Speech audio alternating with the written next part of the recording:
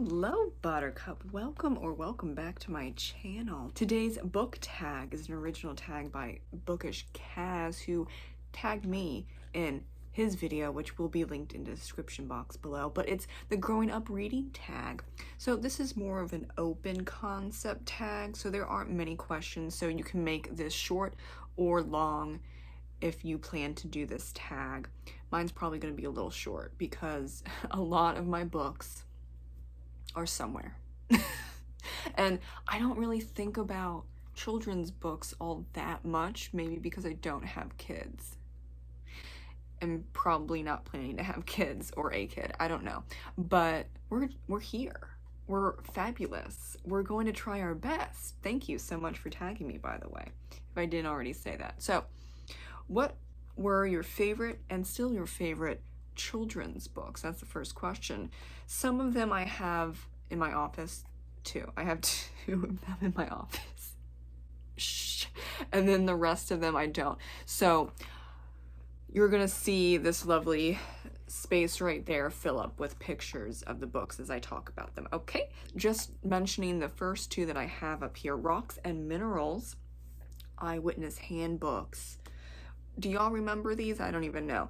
This is by Chris Pallant, and this was actually gifted to me in like 3rd or 4th grade by this other student who, like, we became really fast friends, but then he was transferred to another school and I never saw him again. So this book, even though I haven't read it in like a very long time, it's on my bookshelf. I appreciate him. I actually don't remember his name, but I just remember this book and looking through this book with him with fondness.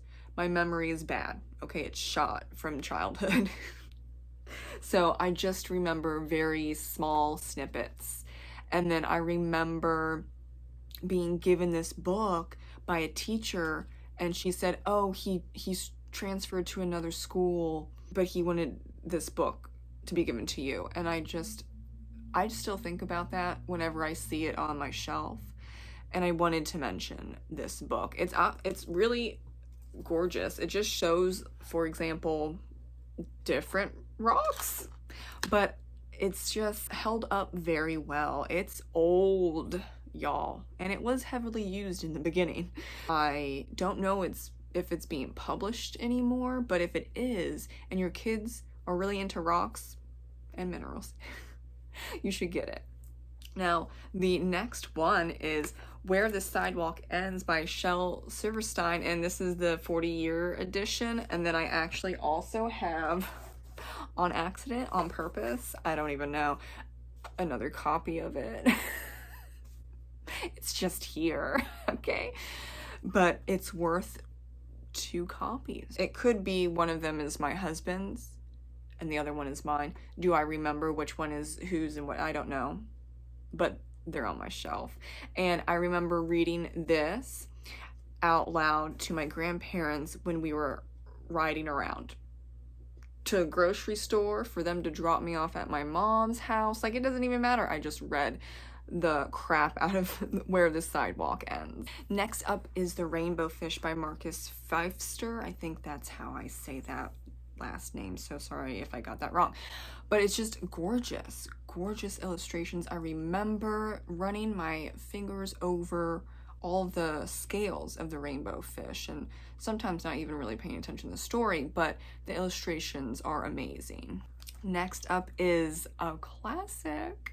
It's Goodnight Moon by Margaret Wise Brown, and I was read this book by my grandparents and my mom, and I really should get a copy of it, but I'm pretty sure I have one, so then I would have 2. I don't know. I think we're just overthinking it. I do want to have a copy if I don't, but then again, it's so widely popular that I don't think it would be hard to find one. So here we are. It's simple, it's sweet, and that makes it so universally loved. Next up is The Giving Tree by Shel Silverstein, and I don't know where my copy of that is. I thought it was on my bookshelf and I can't find it. Then again, I have many bookshelves and I might be just missing it. Sometimes that happens with these huge shelves. You can only see like 10% of it, but they're very big. I also read that out loud to my grandparents when we were riding around, and then I read it just for me as a late elementary schooler and even into middle school. Another one is Green Eggs and Ham by Dr. Seuss. You gotta add him in there. I don't know why, but this one was my favorite as a child. Maybe because it's just so silly, and also it made me hungry. And it still kind of makes me hungry. You remember those, like, memories, core memories? I just think it's interesting what you remember as a core memory and stuff that you just info dump. I info dump a lot of memories. Can't lie. Do I regret that? Yeah, yes, but you know, my brain can only handle so much as it, you know, teeters on being ridiculous every single day. But you see how I am sometimes talking about the past and children's books, and we're gonna move on to the last one. It's Winnie the Pooh, the first book by A.A. Mine. Did I remember reading the first Winnie the Pooh on my own? No, but I did read it. I read it by a blob, someone. You know, this could be one of those times where I remember more so the movies and the TV shows and not the book, but I love Winnie the Pooh so much that the book brings me so much joy, and as well as the movies and TV shows, that I just like held on to knowing that I read or was read to with Winnie the Pooh. I didn't read or have anyone read the other books in the series. I legit did not know that there were other books until now when I looked it up. And I don't know anything about A.A. Mine either. Pretty sure there is a movie about A.A. Mine and like the writer giving the rights to Disney, and that's how really people know about Winnie the Pooh. It's the same for Mary Poppins. I thought Disney came up with Mary Poppins. They did not. You just learn something new every day, people. The second question is promote a new children's book. It doesn't have to be published new, but just maybe something that's underrated or that you think should be mentioned. Yeah, like that's a question. Duh. Okay, and I'm gonna go with Duck, Death, and the Tulip by Wolf Arlbrunch. Might have messed up that last name, I'm so sorry. It's a lovely agnostic book about death for children who are struggling about death and the afterlife, and if there is any afterlife, which I know it's hard to find books without religion involved with death, but this book has that.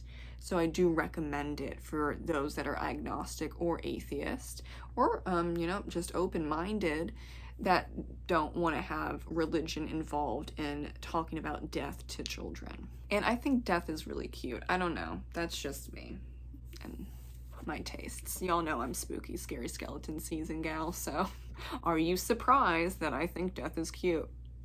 I hope not at this point. Now, it says to tag people, but Kaz, you tag so many people, I don't even know. Who can I tag? I'm gonna go with Brandy Reeds. I think everyone else you tagged, we are mutual friends with. So, oopsie. Well, maybe not oopsie for you, because we're trying to just spread this tag around. So if you watch this and you enjoyed it, it gives you some nostalgia, please do the tag and tag me and Charles, Bookish Kaz, because he deserves the love for this lovely tag.